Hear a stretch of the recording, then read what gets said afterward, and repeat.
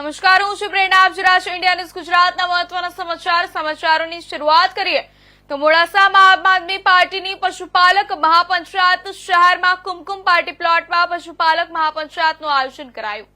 પશુપાલક મહાપંચાયત આપના સંયોજક અરવિંદ કેજરીવાલ, પંજાબના મુખ્યમંત્રી ભગવંત માન રહેશે ઉપસ્થિત. ગુજરાત આપના ધારાસભ્યો, નેતાઓ સહિત કાર્યકર્તાઓ અને પશુપાલકોની ઉપસ્થિતિ. આપના નેતાઓએ સરકાર પર આકરા પ્રહારો કર્યા છે, ત્યારે સાબર ડેરીમાં પશુપાલકોના ભાવ વધારા મામલે આપે સરકારને આડે હાથ લીધી છે. પશુપાલક મહાપંચાયતમાં મોટી સંખ્યામાં લોકો જોડાયા હતા. પશુપાલક મહાપંચાયતને લઈને પોલીસ દ્વારા ચુસ્ત પોલીસ બંદોબસ્ત ગોઠવાયો હતો.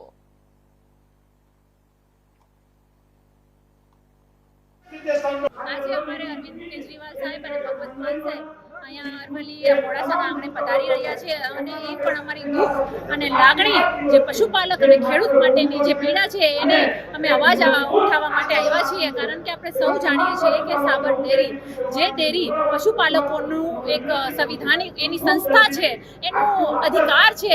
ભાવ વધારો માંગવો પણ એનો અધિકાર છે. આવી સાબર ડેરીમાં જ્યારે પશુપાલકો માંગણી લઈને જાય છે ત્યારે એની માંગણી પૂરી કરવાની તો દૂર નહીં રહી, પરંતુ એના ઉપર લાઠીઓ વરસાવવામાં આવે છે, એને ટીયર ગેસના ગોળાથી એને હેરાન કરવામાં આવે છે અને આ દરેક કૃત્યોમાં એના બરડા ભાંગી નાખી અને તમે જેલમાં પૂરી રહ્યા છો.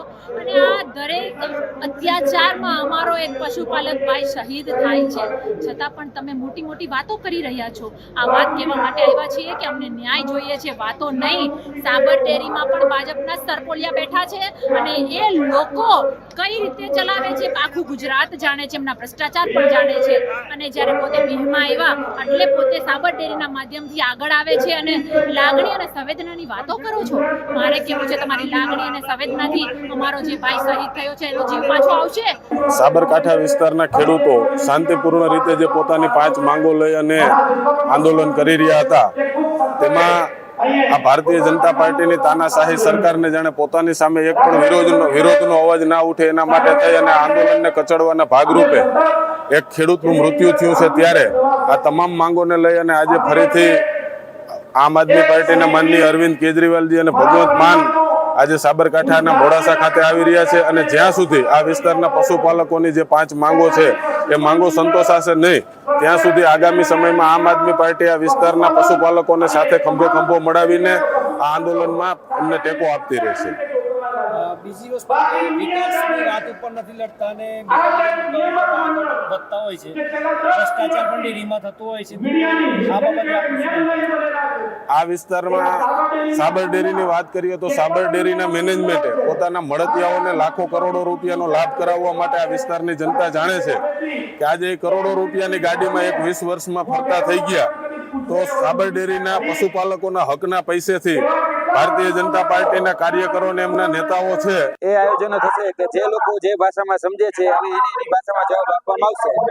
એક પશુપાલકો કહી શકાય કે આજે ભાવ ફેરના લઈ અને પોતાની માંગણી લઈ અથવા તો કહી શકાય પોતાના હકનો હિસ્સો એ ક્યાંક ને ક્યાંક માંગવા જતા હોય અને એની પર લાઠીચાર્જ કરવામાં આવે, એની પર ટીયર ગેસ છોડવામાં આવે અને એક એમાં પશુપાલકનું મૃત્યુ થાય, છતાં પણ એમને ન્યાય સુદ્ધા પણ ન આપવામાં આવે અને એના વળતર માટે પશુપાલકોને યોગ્ય ભાવ મળે તેને લઈને આજે મહાપંચાયતનું આયોજન થયું છે. આવનાર દિવસોની અંદર જોઈએ છીએ આપણે કે જે પણ સહકારી ક્ષેત્રો છે એમાં કેમિકલ યુક્ત દૂધની વાત હોય અથવા તો કહી શકાય કે સહકારની અંદર જે ભરતીની થતી વાત હોય, એમાં થતા કૌભાંડો હોય, એમાં થતા જે ભ્રષ્ટાચાર હોય, એની સામે પણ હવે પાયો ચડાવવાનો સમય આવી ગયો છે. કેમ કે અમુક જે કોન્ટ્રાક્ટરો છે એ કોન્ટ્રાક્ટરોએ આ સહકારી ક્ષેત્રને પણ ક્યાંક ને ક્યાંક વેચી માર્યું હોય એવું અત્યારે આ જોવા સાબર ડેરીમાં તો મળી જ રહ્યું છે.